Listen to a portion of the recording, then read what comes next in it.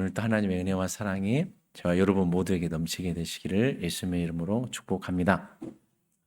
요즘에 폭염이 이렇게 계속 되고 있죠. 그래서 저 남쪽 바다에서 이렇게 비구름대를 몰고 한번 이렇게 바람이 이렇게 불어서 온 땅을 좀 시원하게 적셔주고, 그리고 이렇게 좀 더운 공기는 좀 물러가고 시원한 공기가 오고 그랬으면 참 좋겠어요. 그런데 이제 여름철에는 비가 와도 긴 장마가 와서 또 만만치 않죠. 또 장마뿐만이 아니라 여름철에는 막 태풍이 오니까 또 피해도 적지 않습니다.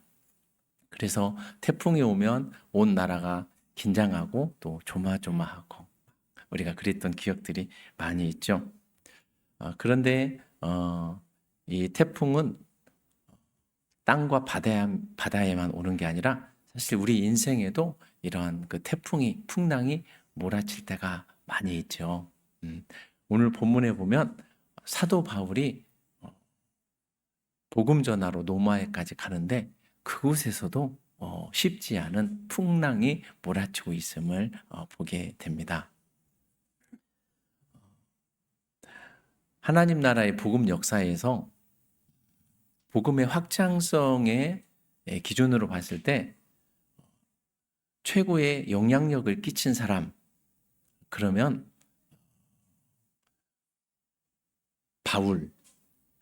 바울이 그 복음의 역사에서 끼친 그 영향력이라는 것은 단연 독보적이죠.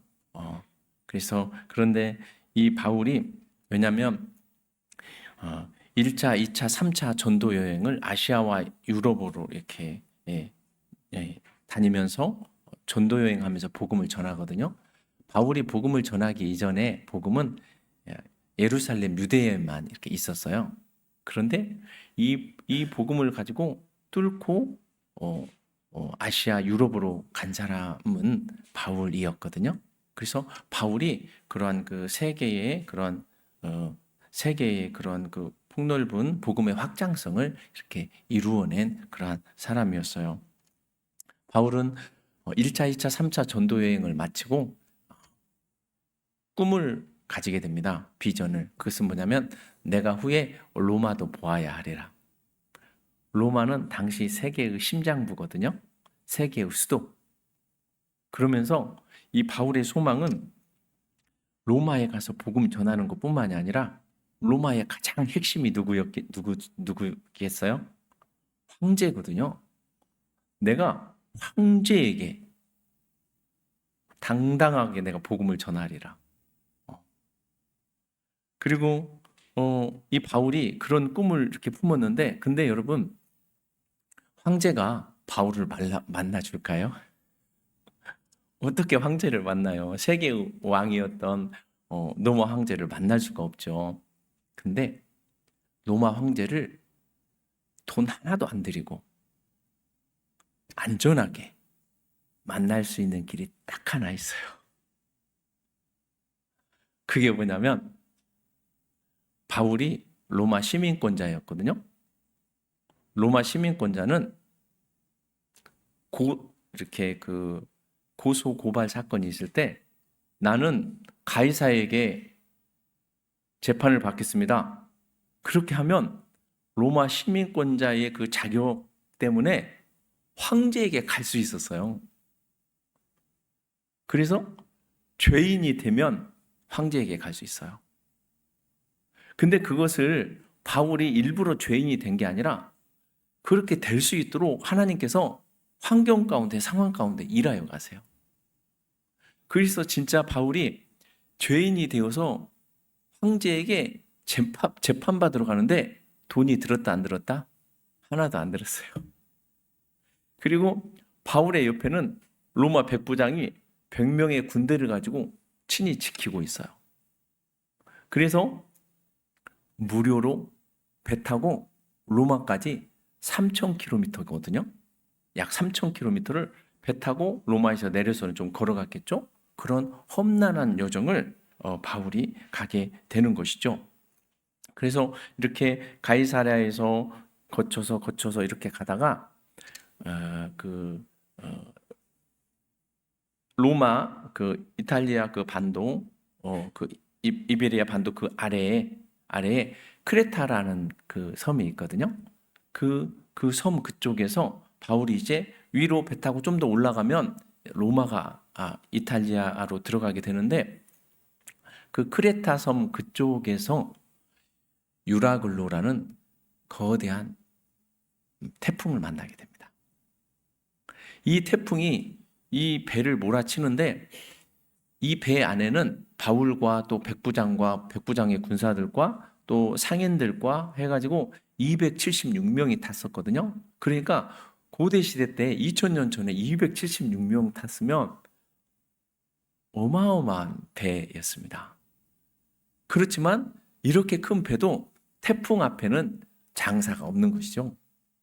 나중에 이 태풍이 이렇게 치니까 버티지를 못하니까 이제 뭐 돛도 다 이렇게 끊었을 것이고 돛대도 그리고 배가 이렇게 또 태풍도 있는데 또 그 지형이 모래톱도 있고 그래가지고 배를 가볍게 이렇게 띄우려고 배에 있는 짐들도 다 내버렸습니다.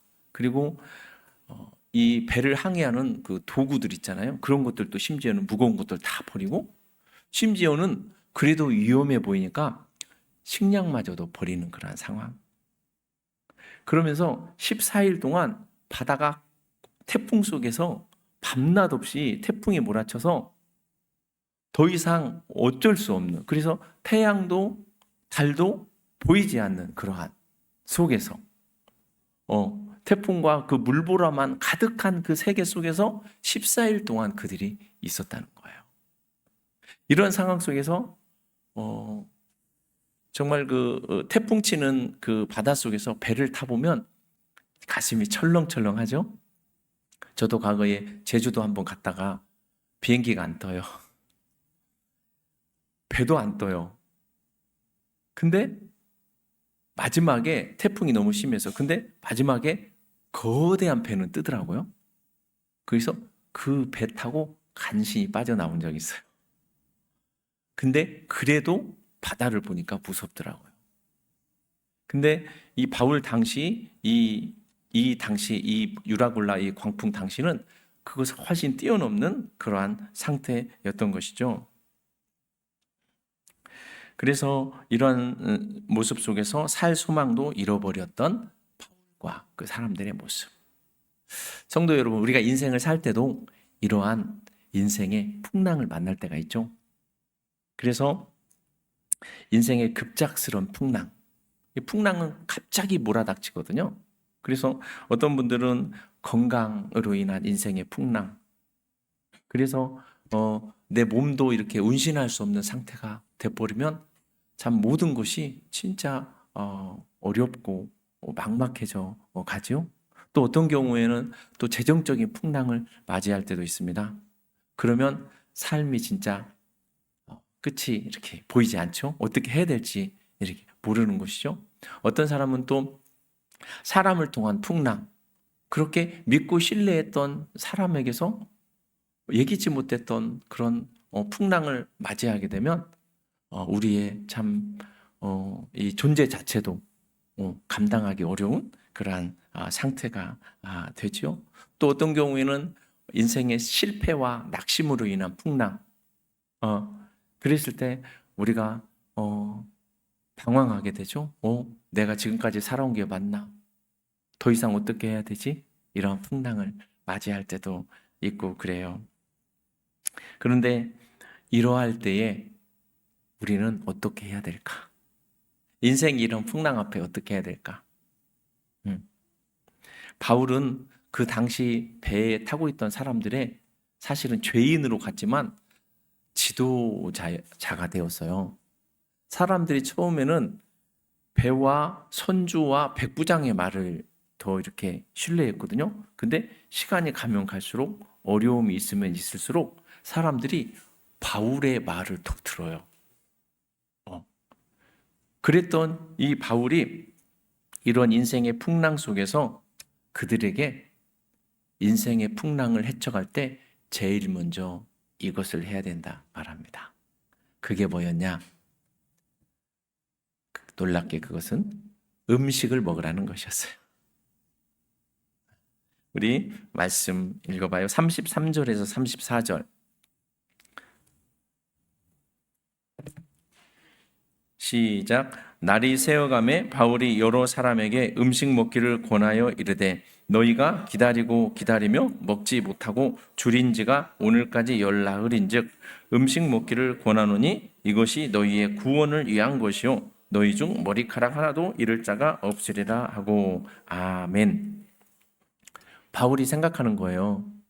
인생의 풍랑이 왔을 때, 살 소망도 없을 때 가장 중요한 것이 뭐냐? 너희의 건강을 잘 세워가라는 거예요. 인생의 풍랑은 제일 밑바닥이잖아요. 이 밑바닥에서 제일 먼저 해야 될 거. 너 자신을 잘 보살펴. 진짜 인생의 풍랑이 오면요, 다른 사람 생각 안 해도 됩니다.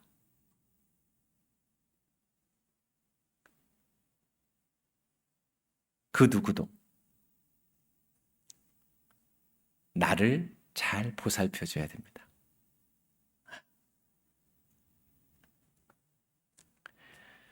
그래서 우리가 마음이 어렵고 또 환경이 어렵고 괴로울 때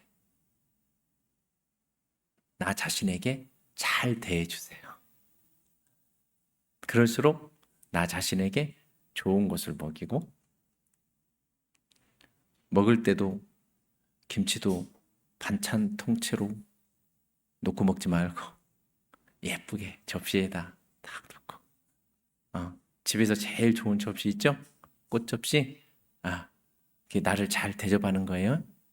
하고 밥도 예쁘게 퍼서 그렇게 먹고, 그러면서 추운 겨울이라면 햇볕을 쬐러 밖에 나가기도 하고, 또 날씨가 좀 좋아지면 이렇게 선선할 때 길거리를 걸으면서 나무도 쳐다보고 새소리도 듣고, 더 건강이 좋다면 이렇게 먼 산도 쳐다보고 산에도 가고, 그러면서 우리의 마음과 생각을 이렇게 새롭게 해가는 거예요. 네. 이렇게 해가면 어떤 일이 일어날까? 그러면 새로운 그 무엇을 해나갈 마음의 여유가 생깁니다.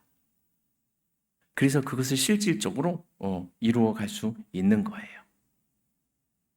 우리가 믿는 사람들이잖아요. 믿는 사람들인데, 믿는 사람들에게 그러한 마음의 준비, 인생의 그 바닥 속에서도 내가 할 수 있는 건강이나 마음의 이런 준비를 해가잖아요. 그러면 하나님께서 나를 통해서 행하여 가실 그 일들을 행할 수 있는 능력이 우리에게 주어지는 것입니다. 하나님께서 나를 통해서 내 인생 속에서 행하여 가시도록 내가 준비해 가는 거예요. 어차피 우리 인생은 하나님께 붙들림 받은 인생이고, 천국 갈 때까지 하나님께서 붙잡아 주신 인생이거든요. 그러니까 어차피 우리는 바닥을 쳤다고 했을 때 거기서 끝나는 인생이 아니라 일어나서 천국을 향하여 힘있게 승리하며 전진하며 나아가는 존재들로 부르심 받았거든요. 그러니까 우리에게는 미래가 있어요. 하나님의 미래. 그러니까 어차피 지금의 내 인생은 이렇지만, 내 삶은 이렇지만, 내 인생의 미래에 하나님께서 행하실 일들이 반드시 기다리고 있다고요. 그래서 성도의 삶은 그것을 믿음으로 미리 보고 준비해 가는 거예요. 근데 이게 준비가 안 되면 어쩌겠어요? 일어날 수 없는 거예요. 성도 여러분, 저와 여러분이 인생이 아무리 어렵고 힘들고 그런다 할지라도 하나님께서 우리 삶 속에서 미리 이후에 행하여 가실 그 일들을 준비하며 살아가실 수 있기를 바랍니다. 그래서 바울이 너희들 음식을 먹으라 한 것은 체력 보강하라는 게 아니에요. 하나님께서 바울을 통하여 그들 가운데 일하실 하나님의 그 일들을 이루어 가시도록 행동하라. 믿음으로 행동하라. 그래서 저와 여러분이 하나님께서 일하여 가실 것들을 믿음으로 행동하며 우리의 삶 속에서 일하여 가실 그 하나님의 일하심을 준비하며 그렇게 인생의 풍랑 속에서도 살아갈 수 있는 그 은혜가 있기를 예수님의 이름으로 축복합니다. 바울이 그곳에서 인생의 그 풍랑 속에 있는 사람들에게 음식을 먹으라고 그러죠. 그리고 그들을 일으켜 세워줘요. 그러면서 그들의 체력만 북돋아 준 것이 아니었어요. 그러면서 바울은 그곳에서 무엇을 하냐면 하나님께 무릎을 꿇어요. 그 풍랑 속에서 무릎을 꿇어요. 그래서 여러분, 풍랑은 인생의 바닥은 눈물 나고 힘들고 괴로운 그 시간은 뭐하기 딱 좋은 시간이에요? 무릎 꿇기 딱 좋은 시간입니다. 얼마나 아름다운 시간인지 몰라요. 얼마나 축복된 시간인지 몰라요. 인생을 살아보면서 보면 늘 느껴요. 그래서 하나님 감사합니다. 풍랑이 몰아칠수록 더 감사할 수 있는 것은 그 깊은 풍랑 속에서만 만나주시는 하나님의 은혜를 누릴 수 있기 때문이에요. 그래서 바울이 그때 기도하죠. 그 풍랑 속에서 기도하는데 그때 하나님께서 바울에게 천사를 보내셔서 하나님의 사자를 보내셔서 말씀해 주세요. 뭐라고 말씀하시느냐? 23절, 24절 말씀 같이 읽겠습니다. 시작. 내가 속한 바 곧 내가 섬기는 하나님의 사자가 어젯밤에 내 곁에 서서 말하되 바울아 두려워하지 말라. 네가 가이사 앞에 서야 하겠고 또 하나님께서 너와 함께 항해하는 자를 다 내게 주셨다 하였으니. 아멘. 우리의 자녀들은 인생의 풍랑을 만난다라는 것이 그래도 좀 훨씬 낫죠. 왜냐하면 부모라는 거대한 방패막이가 다 있잖아요. 그래서 부모와 함께 사는 자녀들은 그런 면에서 참 또 좋은 그러한 그 삶을 누리고 있는 것입니다. 그런데 우리 이제 어른들은 독립해서 사는 이러한 분들은 삶에서 인생의 깊은 그 풍랑 속에 실질적으로 1차적으로 이렇게 맞이하는 그런 상황을 많이 겪게 되어지죠. 그럴 때 우리가 열심히만 살아서 되는 게 아니죠. 이것도 하고 저것도 하고 물론 해야 되지만 그렇게만 해서 인생이 될 수 있다면 얼마나 좋겠어요. 그런데 그게 안 되니까 인생이에요. 그게 안 되니까. 하나님께서 인생은 그렇게 해서 풀어지도록 세팅해 주지 않으셨어요. 하나님께 내 중심을 이렇게 맡겨드리고 그리고 나아가고 그러한 상황 속에서 하나님의 일하심을 누려가면서 살아갈 수 있도록 그래서 천국을 향하여 나아갈 수 있도록 그렇게 하나님은 우리 인생을 인도해 가시는 거예요. 그래서 성도가 우리 인생의 풍랑을 맞이했을 때 우리가 기도하는 거예요. 기도는 하나님만 바라보는 거예요. 하나님, 나의 필요, 나의 목적, 나의 문제 해결해 주세요. 그게 문제가 아니에요. 그것을 허락하시고 그것 가운데 일하시는 하나님, 그것을 붙들고 그걸 통해서 더 선하게 내 인생을 이끌어 가신 하나님, 그 하나님을 바라보는 것, 그게 기도였어요. 그래서 나의 그 기도 속에 하나님의 세계가 펼쳐져 가는 거예요. 나의 기도 속에 하나님 그분이 계심을 누려가는 거예요. 그게 기도였어요. 그래서 나의 그 기도 속에 갑자기 내가 기도할 때, 처음에 기도할 때 이렇게 기도하거든요. 이렇게 하나님 이거 어떻게 해주세요. 그렇게 기도하거든요. 근데 나중에 기도하다 보면 이렇게 쥐었던 이 손이 풀어지는 거예요.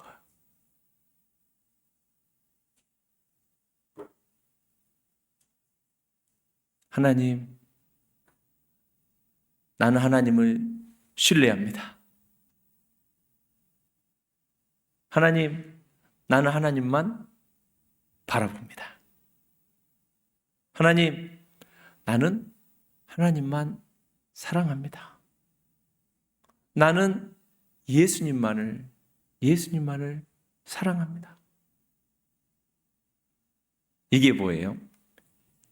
이게 하나님의 세계가 풀어진 거예요. 그거 하라고 기도하는 거예요. 이걸 했을 때 문제가 안 돼요. 그것을 덮어버리시고, 그것을 녹여버리시고, 그것을 초월하여 계시는 만군의 하나님 여호와. 그 하나님을 내 안에 모셔드릴 수 있는 한 사람. 하나님은 우리에게 그걸 원하시는 것이었어요. 그래서 이것을 탁 누려가는 순간 아는 거죠. 아, 됐다. 하나님이 일하여 가신다. 그러면서 이제 탁 맡겨버립니다. 그리고 이제 그 문제는 내 일이 아니에요. 이제 그 문제는 누구의 일이 되는 거예요? 하나님 일이에요.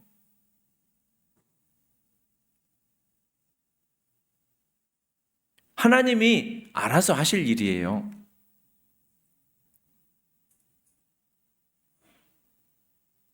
그래서 제가 기도할 때 여러분에게 기도는 하나님과 인격적인 관계로 나아가라라는 것이었어요. 그리고 교회에는 성도들이 하나님과 인격적인 관계로 나아갈 수 있도록 하나님의 영이 부어지는 것이고요.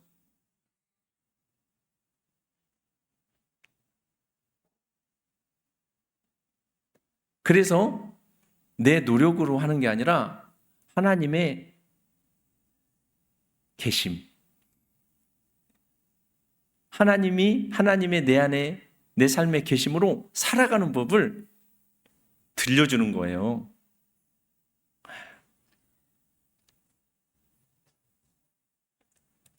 성도 여러분, 교회는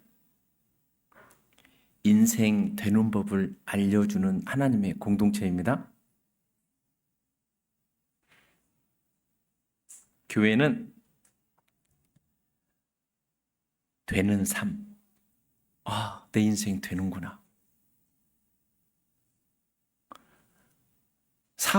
문제는 누가 다 일으켰는데 내가 다 일으켰어요. 근데 주인 되신 하나님, 창조주신 하나님, 그분께 엎드리게 되니까 그때부터 이제 내 인생은 나의 시간이 아니야. 하나님의 시간이 풀어지는 거예요. 이렇게 갈 수 있도록 하나님을 직면할 수 있도록 교회는 이 연결을 해주는 거예요. 이 연결을. 그러고 나면 그때부터는 이제 하나님과 그 사람의 시간이에요. 그러면서 하나님은 얼마든지 우리 인생 속에서 우리의 풍랑이 몰아치는 인생 속에서도 하나님의 일들을 이루어 가시는 것입니다. 한 주 동안 여러분 이제 지난주에 수련회 했고 이번 한 주에는 또 휴가도 많이 가시고 그러시더라고요. 그래서 휴가 잘 이렇게 다녀오시고 쉬기도 하고 그러세요? 한 주 동안 그러시고. 그래서 그러면서 참 무더운 여름, 이 무더운 여름, 여러분 이 무더운 여름은 뭐 하기에 참 좋은 계절이에요? 네? 아, 그래요. 훌륭하시네요. 여러분이 참 이 무더운 여름은요, 얼마나 기도하기 좋은지 몰라요. 왜냐하면 특히 광주 교회, 등대교회는 특별해요. 어제 이렇게 우리 프로젝트 램프가 고장이 나서 어떤 한 기술자 한 집사님이 오셔서 다른 교회 집사님인데 저걸 프로젝트를 갈면서 하시는 말씀이 이 교회는 왜 그래요? 왜? 자기가 프로젝트 이렇게 램프를 갈 때 필터가 있거든요. 필터가 이렇게 깨끗한 교회는 내가 처음 봤어요. 수십 개, 수백 개를 갈아봤을 거예요. 근데 광주 등대교회만큼 이렇게 먼지가 없는 깨끗한 교회를 본 적이 없대. 왜 그러겠어요? 우리 저 친구 하나가 있잖아요. 매일 정해진 시간에 청소하는, 바닥 청소하는 친구가 있잖아요. 동그라만 친구. 그리고 또 공기청정기가 이렇게 딱 앞뒤에서 딱 돌아가잖아요. 먼지가 있을 리가 없죠. 그리고 또 이 광주 등대교회는 또 단열이나 또 이런 게 너무 잘 돼가지고 에어컨을 틀어놓으면 온도가 쉽게 내려가지도 않아. 이렇게 좋은 환경을 하나님이 주셨습니다. 뭐 하기에 진짜 좋은 계절이다? 기도하기. 그래서 이 교회는요, 여러분, 환경적으로도 기도 안 하기에 참 아깝습니다. 영적으로도요, 기도 안 하기에 진짜 아깝습니다. 지난주에 여름 수련회 하는데 어떤 어떤 우리 청년 자매 엄마 권사님이 수련회 오고 싶다고 해서 이제 오시라고 해서 했는데 이제 가면서 하시는 말씀이 목사님 제가 깨달았습니다. 알았습니다. 그리고 제가 틈나면 꼭 금요기도회랑 나와서 기도하겠습니다. 그러시더라고요. 너무 멀어서 근데 오기가 쉽지는 않을 것이지만 그분도 아는 거예요. 와, 이 교회는 기도하기에 참 좋은 영적인 분위기를 가지고 있구나. 다른 교회 다니는 사람들도 딱 보고 아는 거예요. 성도 여러분, 저와 여러분이 기도함으로 인생의 풍랑 속에서도 얼마든지 일하여 가시는 그 하나님의 일하심을 누려가며 살아갈 수 있기를 축복합니다. 바울의 그 상황이 풍랑 속에서 암담했어요. 14일 동안 계속해서 이렇게 광풍이 불어닥쳤고요. 그리고 몸을 가눌 수 없었고 처음에는 잠도 못 자고 먹을 수도 없었고 그런데 바울은 그 이유를 준비해요. 이 믿음의 사람이거든요. 믿음의 사람은 이유를 준비하는 사람. 그리고 바울이 하나님의 세계를 경험하죠. 그러면서 승리를 선포해요. 우리 25절 말씀 사람들에게 외쳤던 바울의 승리의 선포 25절 말씀 같이 읽습니다. 시작. 그러므로 여러분이여 안심하라. 나는 내게 말씀하신 그대로 되리라고 하나님을 믿노라. 아멘. 바울의 인생에 광풍이 불어닥쳤어요. 그러나 하나님께서 바울에게 말씀하셨어요. 바울아 두려워하지 말라. 네가 가이사 앞에 로마 황제 앞에 서게 되리라. 그리고 이 배에 타고 있는 모든 사람들을 내가 너에게 맡겼다.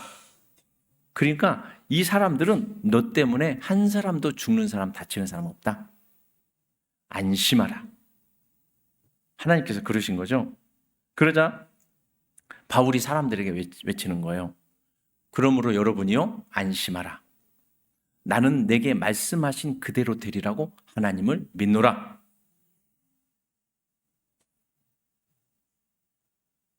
바울의 영혼 속에 하나님의 세계가 말씀의 세계가, 그 말씀이 이렇게 말씀이 기억 니은 티귿 니을 해갖고 그러므로 여러분이여 안심하라. 나는 내게 말씀하신 그대로 되리라고 하나님을 믿노라. 이 말씀이 막 흘러 퍼져가는 거예요. 그리고 하나님의 그 영적인 세계가 채워져 가는 거예요. 바울이 선포했던 그대로, 나는 내게 말씀하신 그대로 되리라고 하나님을 믿노라. 바울이 선포했던 그대로 이후에 삶이 어떻게 됐냐면 14일에 그 광풍이 몰아쳤는데 마침내 그 배가 한 섬에 정박하게 됩니다. 여러분 14일 그렇게 안 있어봐서 느낌이 별로 없는 것 같아요. 그 배에서 다 토하고 그렇게 하고. 근데 그들은 꿈에도 그리는 일이었어요. 이거 완전히 죽다 살아났잖아요. 하나님의 그 말씀대로 내가 보호하리라 그랬잖아요. 너에게 다 붙여주리라 그랬잖아요. 그대로 그 배가 딱 도착하고 그 섬이 멜리데라는 작은 섬이었는데 그 섬의 그 특징은 맹독사가 있어요. 이 독사에 물리면 무조건 그냥 죽는 거예요. 그러니까 사람들이 이 뱀에 물린 사람들은 죄인이다. 죄가 많은 사람이다. 근데 바울이 이렇게 추우니까 불 때다가 나무를 딱 집어넣는데 그 나무 사이에 그 독사가 있었던 거예요. 뜨거우니까 이 독사가 나를 뜨겁게 해 하고 잡고 있던 바울의 손을 탁 물어서 달랑달랑 이렇게 있는 거예요. 그 섬의 그 사람들은 이런 바울을 보고 저 사람은 죄인이구나. 하나님께 신에게 천벌을 받았네. 그리고 이제 바울이 죽기만을 기다렸죠. 근데 바울이 툴툴툴툴 툭 그냥 불 속에 던져버리는 거예요. 아무렇지도 않았어요. 맹독사도 바울을 해치지 못했어요. 무엇 때문에요? 말씀 때문에. 바울아, 너는 가이사 앞에 서야 되겠고 너를 통해서 모든 사람들이 다 살게 된다. 바울도 산다는 거죠. 그리고 바울이 드디어 로마에 도착합니다. 세계의 심장. 그 로마에 도착하고 드디어 로마 황제 앞에 섭니다. 재판을 받으면서 바울이 로마 황제에게 예수님의 십자가와 부활과 다시 오심을 전했습니다. 그리고 성경에 보면 이 로마 황제의 친척들 중에 많은 사람들이 복음을 받아들이고 예수님을 믿었다. 그렇게 성경에 기록하고 있습니다.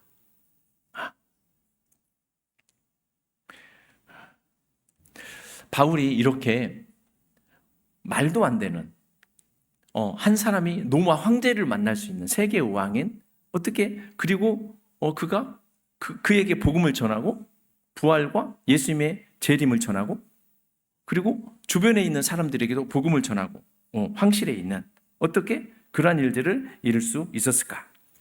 그것은 나는 내게 말씀하신 그대로 되리라고 하나님을 믿노라.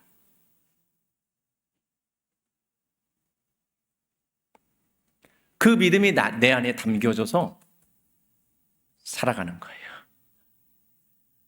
그리고 그 말씀을 무엇으로 살아가요? 믿음으로. 하나님의 믿음이 부어져서 하나님의 일하여 가시는 그것을 보며 내 삶의 믿음으로 끝나는 것이 아니라 실상을 보며 살아가는 것. 이것이 하나님의 사람들의 삶의 모습이었던 거예요.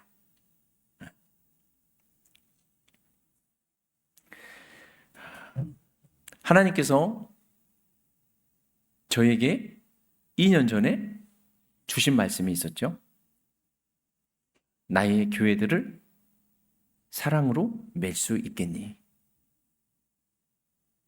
그 말은 매라는 거예요. 매지 말라는 거예요. 잘 매어봐. 사랑으로. 핵심 단어가 사랑이었어요. 근데 제가 하나님께 그 말씀을 받았죠. 그렇다면 사랑으로 잘 배면 하나님께서 나의 삶뿐만이 아니라 모든 성도들의 삶까지 책임져 주신다는 거거든요. 성도들의 삶 속에 하나님의 계심을 누려가고 생명의 역사로 내가 새롭게 만들어가겠다라는 그 약속의 말씀이었거든요. 그 말씀 속에 그게 다 포함된 것이었거든요. 그런데 그 사람들, 사랑으로 나의 교회들을 맬 수 있겠니? 사랑하면 여러분, 사람이 사랑받으면 살아납니다. 사랑하면 생명이 역사됩니다.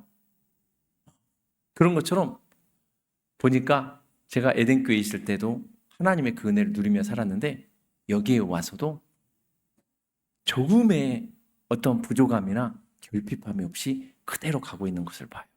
할렐루야. 은혜입니다. 사람들은 놀랍니다. 사람들은 걱정했습니다. 그런데 하나님이 하셨습니다. 왜냐? 나는 내게 말씀하신 그대로 되리라고 하나님을 믿노라. 나를 신뢰하고 온 게 아니라 내가 지금까지 목회했던 15년의 그 과정을 신뢰한 것이 아니라 내게 말씀하신 하나님, 그 하나님을 믿고 간 것이었기 때문이었어요. 사랑하는 성도 여러분, 하나님께서는 우리 인생 속에서 하나님의 말씀으로 우리를 새롭게 하고 계십니다. 광주 등대교회에게 주신 하나님의 말씀은 주권을 세워가라. 너희가 하나님을 주인 삼고 살아가는 법을 배우고 훈련하라. 그러면 내가 너희의 삶에서 다양한 형태로 일하여 가리라. 주권을 세워가면 하나님께서 어떤 형태로든지 복을 주시는 것입니다. 넘치게 부어주시는 것입니다. 나는 내게 말씀하신 그대로 되리라고 하나님을 믿노라. 광주 등대교회 성도들에게 주신 하나님의 말씀, 주권 세워가라. 나는 이 시대 그러한 교회를 보기를 원한다. 그래서 믿음이 실제가 되어서 삶으로 살아내는 성도들을 보기를 원한다. 저 여러분의 삶 가운데 우리에게 말씀하신 그대로 되리라고 말씀하시는 그 하나님의 은혜를 누려갈 수 있게 되기를 축복합니다. 사랑하는 성도 여러분, 우리가 인생을 살아갈 때 인생의 풍랑은 피할 수 없습니다. 풍랑의 특징은 크다는 것이죠. 거대합니다. 그런데 그 인생의 풍랑보다 더 큰 것이 있습니다. 그것은 하나님의 말씀이었습니다. 교회는 하나님의 말씀이 흘러가는 곳이죠. 그 인생의 그 풍랑보다 더 큰 것이 하나님의 말씀이었습니다. 그래서 바울을 보면 바울은 배를 붙든 것이 아니었습니다. 바울은 무엇을 붙들고 살았어요? 하나님의 말씀을 붙들고 살았어요. 그래서 그는 이렇게 담대하게 외칠 수 있었어요. 나는 내게 말씀하신 그대로 되리라고 하나님을 믿노라. 광주 등대교회 성도들이요, 주권을 세워갈 때 내가 너희의 삶 속에서 다양한 형태로 일하여 가리라. 나는 내게 말씀하신 그대로 되리라고 하나님을 믿노라. 오늘 우리도 건강의 풍랑, 관계의 풍랑, 경제적인 풍랑 속에 살아갈 수 있습니다. 그러나 우리에게 허락하신 하나님의 그 말씀은 결코 흔들리지 아니하는 것입니다. 우리에게 주신, 교회적으로 주신, 공동체적으로 주신 하나님의 그 말씀을 붙들고 기도하며 다시 일어설 수 있기를 바랍니다. 우리를 끝까지 붙들어 주신 하나님, 그분을 신뢰함으로 나아갈 때 우리도 바울과 같이 나는 내게 말씀하신 그대로 되라고 하나님을 믿노라 외치고 그 믿음이 우리 삶에서 풀어져서 살아갈 수 있는 은혜가 있기를 예수님의 이름으로 축원합니다.